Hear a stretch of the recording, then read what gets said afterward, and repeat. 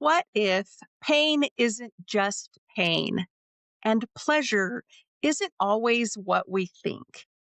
In the world of BDSM, the lines between agony and ecstasy blur in ways neuroscience is only beginning to explain. Join us as groundbreaking sex researcher Nishita Rao unpacks the neurobiology of kink, revealing how your brain processes pain, power, and pleasure.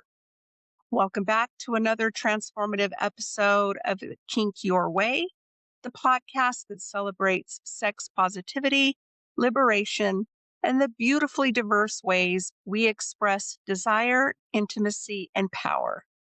I'm your host, Leann Herron, and today we're diving into the fascinating brain bending world where pain meets pleasure and neuroscience meets kink. My guest, Nishita, a trailblazing sex educator and interdisciplinary sex researcher with a background in behavioral neuroendocrinology and bioengineering. She is the first and only Indian AASECT certified sex educator and the founder of Pillow Talk with Nixie. Today, we're exploring how BDSM disrupts traditional ideas about pain and pleasure. How do neurochemicals like dopamine, oxytocin, and cortisol play into kink dynamics? This episode isn't just informative, it's revolutionary. Let's welcome Nishita to the show. Nishita, I am so excited to have you join us today. Thank you so much for the lovely introduction, Leann. And I'm happy to be here as well. Just a side note for everyone else tuning in, this topic can get highly complicated and highly cognitive, labor inducing. So, for those who are tuning in, I am in no way an expert in this topic. I do have a basic understanding of what's going on in the brain because that was what was covered in my portions during my grad school. However, this topic by now might be outdated considering my grad school knowledge is 5 years old. So if you would like current day knowledge, please refer to people who are actually researching the topic and do your own homework. This is a learning space. I welcome any and all corrections and tidbit knowledges that you guys have because I'm also here to learn. Thank you. Thank you so much for going into that for people. Again, Kink Your Way is a podcast for information and education purposes only. I also have a lot of disclaimers on my site. So we want to make sure that people are doing their part for their own safety to do their own research. So I appreciate you including that disclaimer. So let's begin with the basics. What do you know about the brain during pleasure? And can you speak to us about the pleasure pathways? Absolutely. So when we speak about pleasure pathways, the very first neurotransmitter that everyone has in the mind is dopamine. Dopamine as the pleasure hormone, pleasure neurotransmitter. But here's the thing. A lot of what we know about dopamine is that it is not a pleasure neurotransmitter. It is just a neurotransmitter that has a lot to do with managing importance that is associated to environmental stimuli. So let's say you get a stimuli, whether or not that stimuli is worth something. How important is it? How much reward will that stimuli actually generate? That is what dopamine is doing. Dopamine is kind of like your motivational guru or your Instagram guru who is going to share with you what are your pathways in getting motivation in your life. It works in anticipation. It doesn't work as a reward. Much of the dopamine is actually released prior to any reward seeking, any reward that is provided in the brain. So, given that, there is a lot when it comes to dopamine that we know of. There are pathways that we often refer to pathways only in terms of pleasure seeking behaviors, but dopamine is involved in several pathways. For several pathways to function, you need a precursor like dopamine for those pathways to be even triggered in the first place. So it is involved in a lot of areas. Now, if I were to take you to my board, that way it is easier for me to draw the pathway. So there are four pathways when we talk about dopamine. We have the mesolimbic pathway, we have the mesocortical pathway, we have the tuberoinfundibular pathway, and the nigrostriatal pathway. These are the four major pathways that we are aware of. Two of those originate with the VT, or the ventral tegmental area in the brain. The VTA is highly dopaminergic in nature.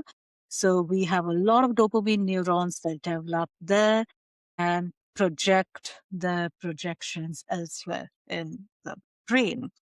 So with the VTA, let's say you have a stimulus that triggers the VTA. The VTA then gets that stimulus, then activates the dopamine neurons that are present in the VTA. Once the dopamine neurons gets activated, the projection then moves to the nucleus accumbens. Now, this whole thing is a motivation and reward pathway. By that, I mean that when, let's say, a stimulus activates the VTA and dopamine neurons are activated, there is an action potential that is generated, which causes the release of dopamine in the nucleus accumbens in a very basic sense.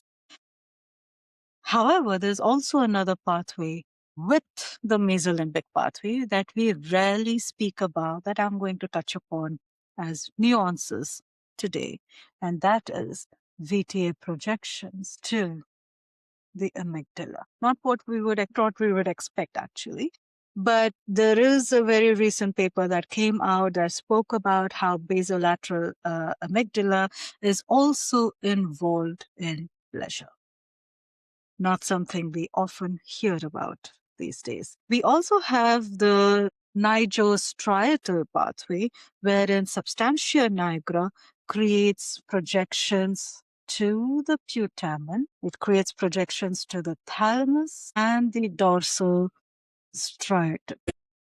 We have the tuberoinfundibular pathway, wherein you have the connection between the hypothalamus and the pituitary gland. I mean, there's a whole set of pathway involving the pituitary gland to the adrenal gland. And finally, we have the mesocortical pathway, wherein we have ventral tegmental areas projections going all the way to the cortical regions. That is the prefrontal cortex. We have the medial prefrontal cortex and the dorsolateral prefrontal cortex. We also have projections into the anterior cingulate cortex. The anterior cingulate cortex has its own loop that is going on with the insula, and this is also important, and probably including amygdala as well. There's a side pathway that is occurring.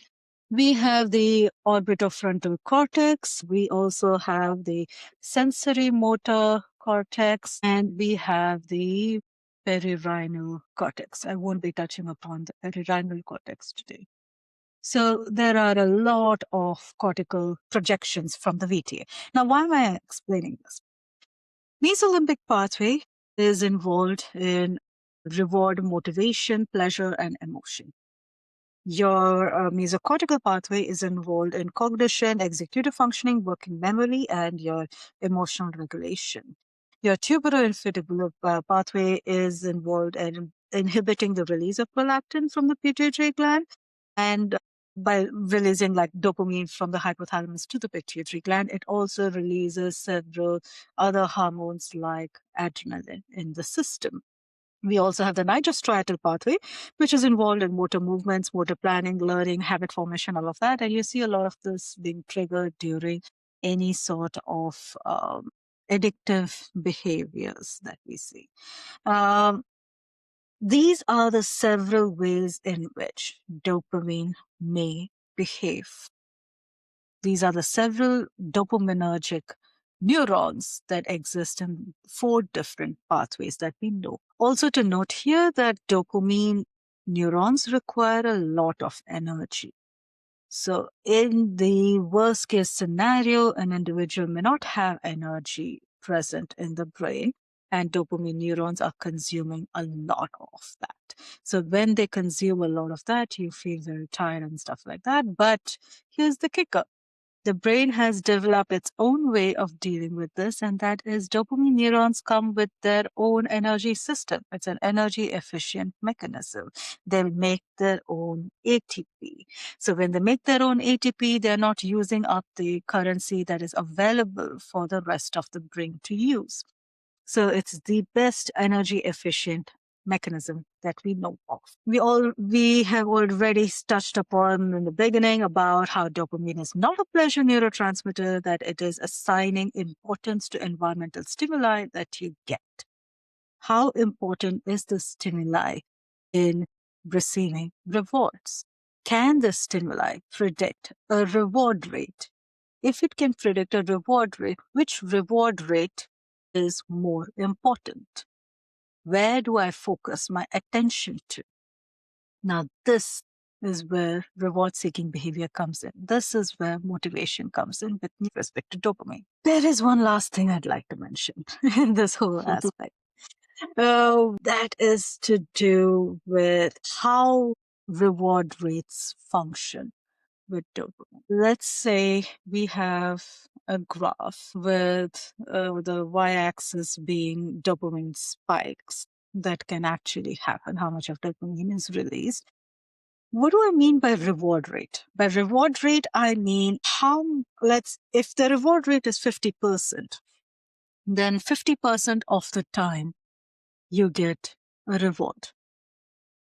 If the reward rate is 75%, 75% of the time you get a reward.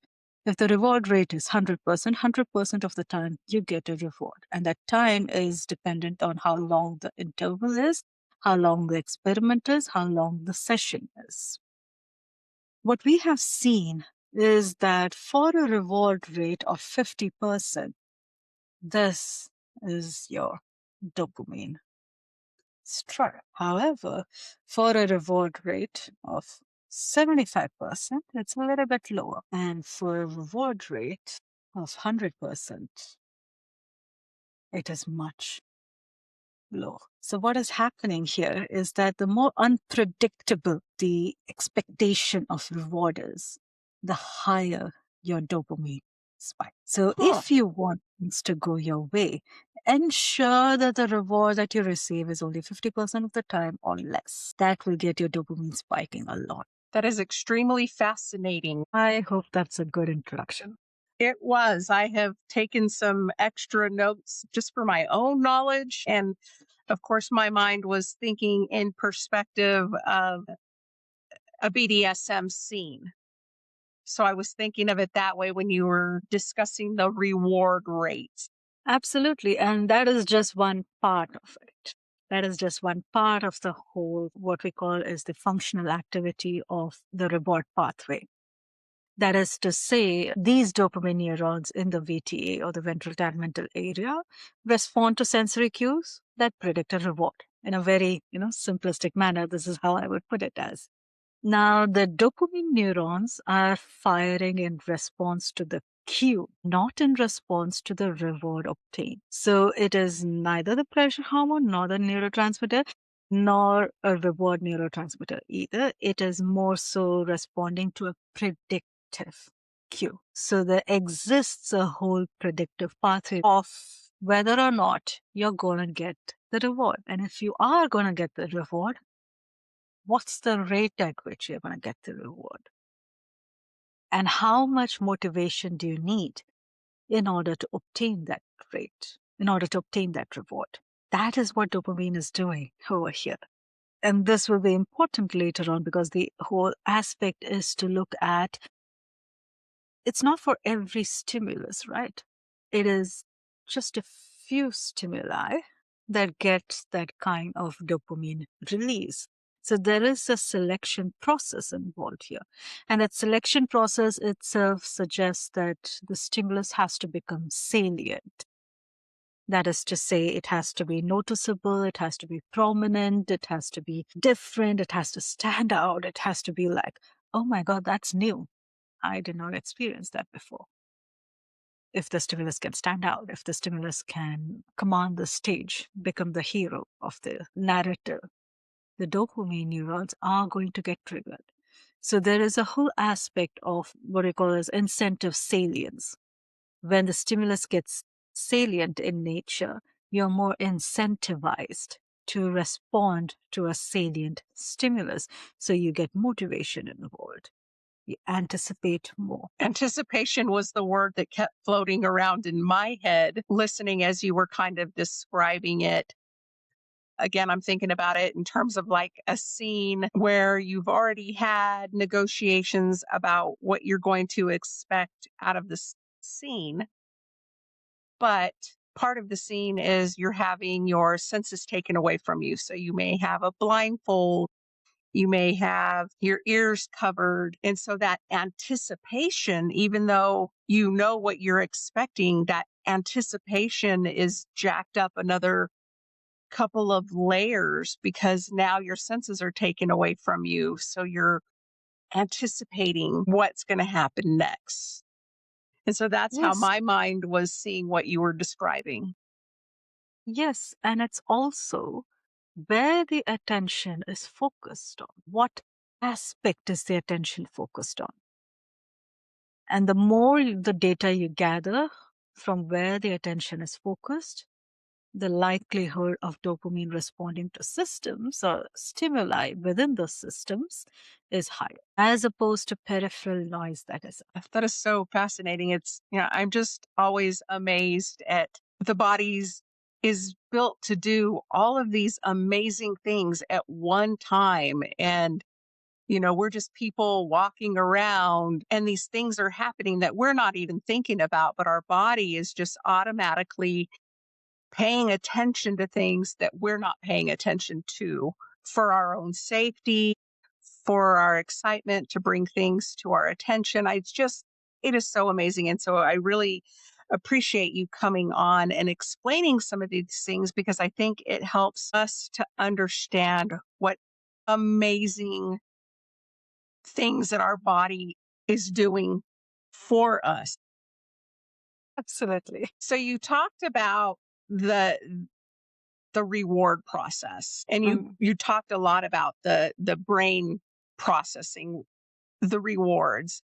Are there any unexpected players in the court while this is also going on? So you've got dopamine and all these things going on. Are there other things that are contributing to that process? Definitely there are. And I've already given a sort of a teensy bit teaser into who's the next player. But in order to get into that, let me slightly recap because people might have forgotten. So I'm concentrating right now in my answer related to the mesolimbic pathway, which generates motivational properties which can be associated with predictive cues. Now, these predictive cues is what causes dopamine to be released. And the more the dopamine is released, the more your anticipation for the reward. Now, this is also dependent on attention and how much that stimuli can become salient, aka noticeable, prominent, or standing out in nature. Given all of that, the minute the stimuli becomes salient in nature, you have a player involved, and that is the amygdala. We often associate the amygdala with the fear pathway or a flight or fight response, but it is not a fear center. The amygdala is a novelty and a relevance detector. By relevance, I mean how important is the stimuli. So when a novelty and relevance detector is involved in this whole process, it is heavily informed by past experiences. That's the only way it can probably gauge, is this important enough for me or for my brain right now? It needs to have reference data for it to gauge that importance level. So let's say that novelty stimulus becomes salient in nature. It activates the amygdala. What happens after that?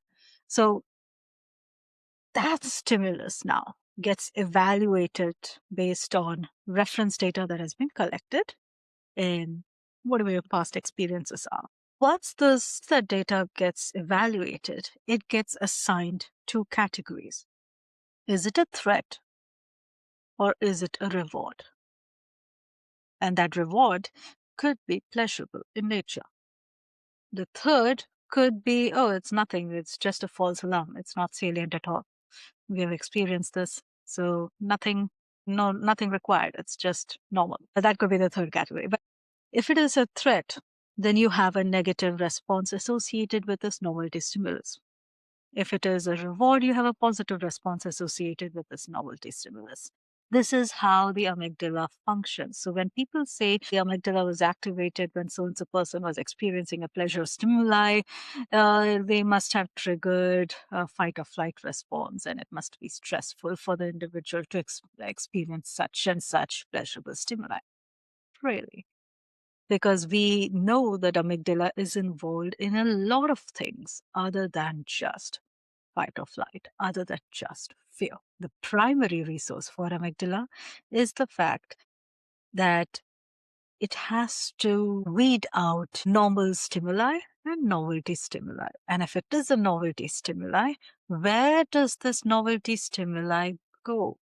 What was its relevance? Remember when I previously mentioned that amygdala is also informing the anterior cingulate cortex, and that whole circuit also involves the insula. Again, very informative. And it really helped that you explained the pathways individually before we got started, because then this other stuff makes more sense to me. Thrilled and enticed by the information that, both of these are based on importance. Like they're doing so many things. They're sending signals here and they're sending signals over there, but they're looking at the importance of it. And like you said, is this a threat? Is this a reward? Is this a false alarm? I mean, all these things have this amazing knowledge all their own. Yeah. To function and do these things for us. And again, we're just, floating around bodies on a planet while our brain, our heart, our lungs are doing all these things for us. Millions of years of evolution. And it is just so fascinating to me because this was not an area of education or knowledge for me growing up in school. I probably should have paid more attention. But as I mentioned in the introduction, I think more and more is still being learned every single day. Especially, I know with the understanding of the nervous system, more and more is being learned every day. What was taught in medical school to medical students is very different in what is being explored and discussed and taught now, because we're understanding more about our nervous system and what it's doing during that fight, flight, or freeze or pleasure, so it's still amazing how we're this far into evolution, but we're still wonderfully learning more every day. So with regards to pain, in BDSM, pain can become pleasurable, but pain itself is not a one size fits all. Can you explain how the different types of pain, sharp, dull, emotional, and individual pain sensitivities affect the brain's response? Yes. It's all context dependent.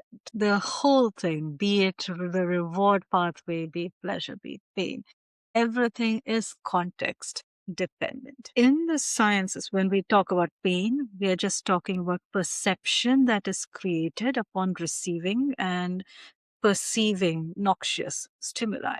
Now, that noxious stimuli can differ from one person to another, and how they define the noxious stimuli is that it activates certain receptors called as the nociceptors. And for only some people, the stimuli can be a noxious stimuli. For others, it can just be a stimuli. It need not really activate the nociceptors. And I'm going to explain all of this. So, when we talk about pain, we are talking about sensory fibers. There is the A and the C fibers. Within the A, we have the A alpha, we have the A beta and A delta fibers. The alpha fibers are the largest and fastest and highly myelinated fibers. They're predominantly required for proprioception. We have the alpha beta A beta fibers, which are like large myelinated, but not that fast as the alpha fibers. So they are mostly responsible for mechanoreceptors. We have the A delta fibers, which are thinly myelinated and have an intermediate speed. Now, these are involved in localized pain and probably even temperature sensations as well. We have also got the C fibers, who are small, slow, and unmyelinated. They are responsible for slow, dull, aching pain. It's also involved in heat and itching and yeah. So when we talk about noxious stimuli and nociceptors, we are generally talking about A delta and C fibers. Just to note over here on a side note, nothing related to pain. Everything here that I spoke about has to do with senses. And when we think about senses, we think about the five. But in fact, we have 32 senses. The 32 are divided into probably 8 sensory systems. That's the visual, auditory, olfactory, tactile, vestibular, visceral, proprioception, gustatory. So these are probably the 8. And I'm saying probably because things keep getting renamed. We keep getting new categories. So I need to say probably. So right now we have identified 32 and there are 8 different systems within which they operate. Given that information, I'm going to show you to the board again so that we can look at how the pain is processed. What is the pathway that it is using? Now, when we talk about pain, we first need to talk about where the pain is coming from. So let's say this is a neuron, and this neuron receives some stimulus that is supposedly painful for this individual, and it triggers some nociceptors that are involved in pain processing. This neuron is what we would call the first order neuron.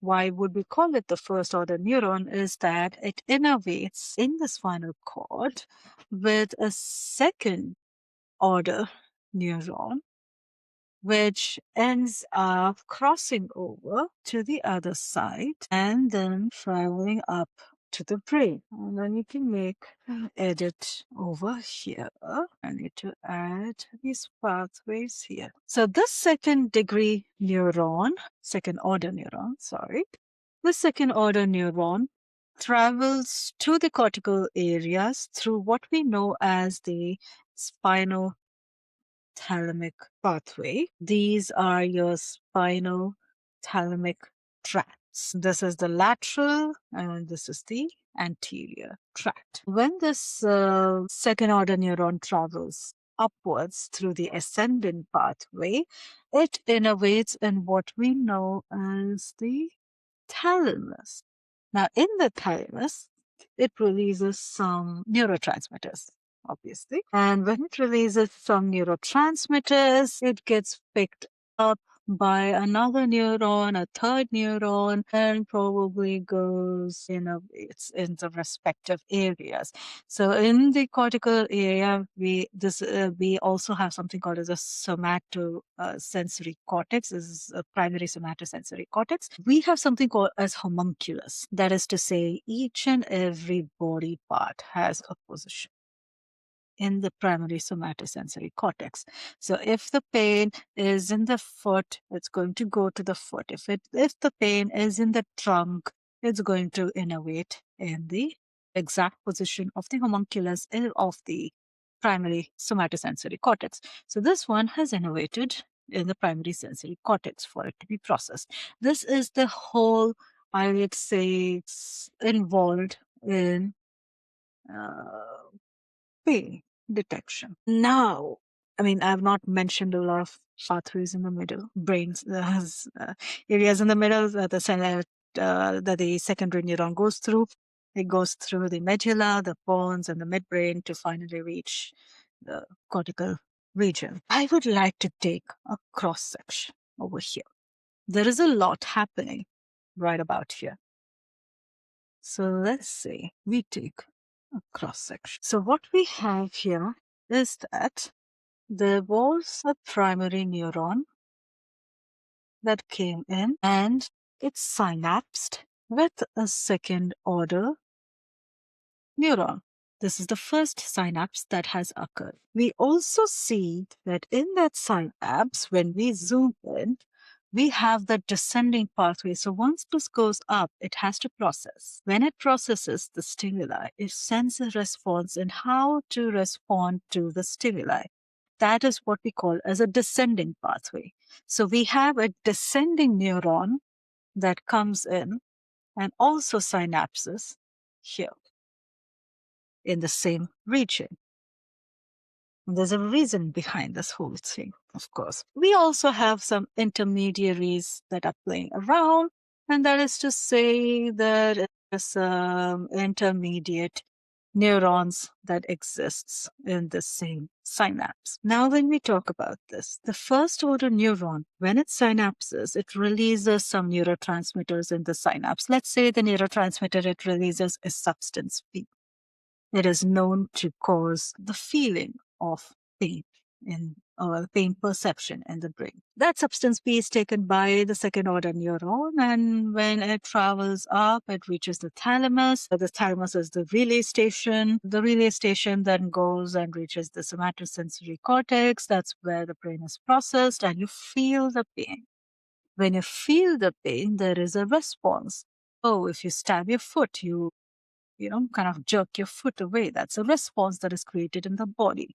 So when that response is created, you need a descending pathway that creates that response. This is your descending pathway that is innervated in the same synapse. In the first synapse, when substance P is being released and it is being absorbed by the receptors of the second order neuron, the second order neuron is stimulated and an action potential is generated for which it goes all the way up to the cortex. With the descending neuron, what we have is suddenly a release of serotonin. When I say norepinephrine, epinephrine also refers to adrenaline. So it can also be noradrenaline. Noradrenaline is a protected terminology, can be used only by certain countries. So people go on and off using either norepinephrine or noradrenaline simultaneously. So it releases serotonin and norepinephrine or noradrenaline. The pathway associated with this, why does it release norepinephrine or noradrenaline? This in turn binds to the primary first order neuron and causes it to not release the substance P. It inhibits the first release of the pain causing neurotransmitter. That's the first thing that it does. It also stimulates this interneuron that we see over here. And surprisingly, this interneuron is an opiate. So it releases its own opioids that we call as enkephalins. These are endogenous opioids present within our system. These opioids that are released then have their own role to play. They also inhibit the release of substance P by the first neuron. This opioid also inhibits the second neuron so that it does not create an action potential. If it doesn't create an action potential, the information is not sent to the brain. So there are two ways it inhibits this whole thing: by blocking the action potential from going to the brain in the first place. Now, in BDSM, it isn't a stark contrast of pain equals pain, pleasure equals pleasure. Where is the overlap happening? How is pain also equivalent to pleasure? Or how is pain also triggering pleasure? This is the area that I would say not a lot of literature goes into this, and I had to do a little bit of digging to find out the overlap. Now, we already know that you have the first order neuron that has synapses with the second order neuron. It goes up the spinal thalamic pathway to the thalamus. Now, in the thalamus, we have got two parts of the thalamus, that is the lateral thalamus and the medial thalamus. The lateral thalamus is what sends the sensation to the somatosensory cortex, the primary somatosensory cortex, and then you feel the pain. The medial thalamus, and remember, back when I spoke about the mesocortical pathway, the medial thalamus sends the information to the anterior cingulate cortex, which then is also processed by the insula, which then is also processed by the amygdala. So we have the mesocortical pathway that is being triggered by the medial thalamus, wherein the information goes to the anterior cingulate cortex, the amygdala, and the insula. Why is that important? The anterior cingulate cortex also triggers the VTA. Now, if you remember the VTA, it activated the dopaminergic pathway to the nucleus accumbens. The anterior cingulate cortex predominantly functions with glutamate. So that is the input that is being received by the VTA for it to function. This whole thing, the anterior cingulate cortex, the insula, the amygdala, all of that function together. So if I say this is ACC, the insula, and the amygdala, when these three process and they trigger a dopaminergic pathway, they are also triggering two things. One is the periaqueductal gray matter. So this is part of the whole descending pathway that I did not cover. People who are interested can actually go and check it out later on. And here is where we get serotonin and the norepinephrine that I had mentioned earlier, which later on causes all of this, wherein the interneuron inhibits the substance P. It inhibits the second order neuron from actually releasing its potential. It causes opiates being released. Hence, you get a slightly bit of that pleasurable stimuli over there. Alongside, you also have this involved in triggering the mesolimbic pathway of dopamine. So this is where we get both dopamine activation, opiate activation simultaneously when we talk about pain, and hence the pleasurable stimuli. There is so much going on. Indeed, there's a lot going on. It's so much to think about, all these things. Like for me, as it relates to the difference between pleasure and pain. And for me, when I first got into BDSM, I had to battle with being the child of abuse. And in my head, connecting pain of being struck with a belt by a parent versus pleasure of being struck by a belt in a BDSM scene with somebody who made me feel safe, who I trusted, who I could accept the difference between pleasure and pain. And so it took a while for my brain to separate the two, separate my childhood from my adulthood, and acknowledge the difference in safety and having things like negotiation and safe words, and being able to say a safe word and have the scene stop, versus when you're a child, you don't have a safe word, you can't stop what's going on. And just thinking about it in terms of what the brain is thinking about during all of this is just so fascinating for someone um, to now have this knowledge and think about everything that the brain is doing while we're enjoying a BDSM scene. Absolutely. And what I mentioned about anterior cingulate cortex and insula and the amygdala is that these are the areas wherein you define what is context. Is this something that has gotten prior and advance consent? Is this something that has established a safe state before any stimuli has been generated? I'm not saying that there are situations wherein people are having thrill-seeking behaviors, so you don't have time to establish a safe system before actually indulging in something. But that's a different pathway, and yes, it does involve a lot of dopamine release as well. But what I'm saying, for a majority of the time, everything is context dependent.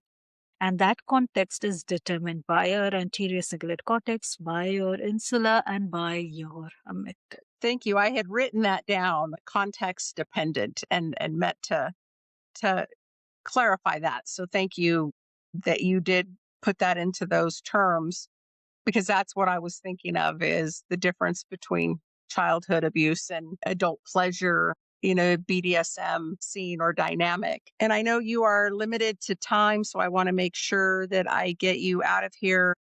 And I want to thank you again for all of your hard work, for the time that you spent showing us how these things work, because that really helped me understand it. I think it's going to help my viewers and listeners understand so much more about what the brain does.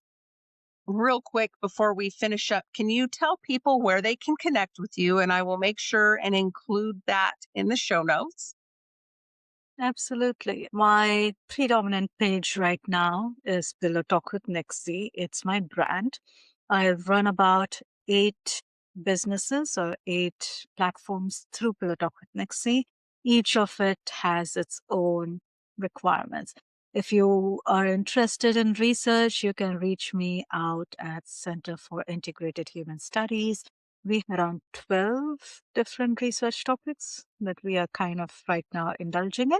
If you're interested in educational materials, you can reach out to me through the Inclusive Sex Studies Intelligentsia. We have about close to around 50 plus courses ranging from neuroscience, anthropology, all the way to paleoclimatology, to archaeology, art history, dance, ethnography, ethnomusicology, and how we can actually use different domains of knowledge in understanding sexual sciences. You can always reach me for consultancy and for any or counseling sessions. The details will be provided below. I also host a free library for people who would like to get the books from there. So you can always check that out on my website. And on Wonderful. Instagram, just Pillow Talk with Nexie. Wonderful. I will make sure and include all of those links in the show notes. I think I have most of them already recorded. Instagram, LinkedIn, YouTube, Blue Sky are all other places that you hang out. I want to thank you for taking us on this thrilling journey into the erotic intelligence of the brain.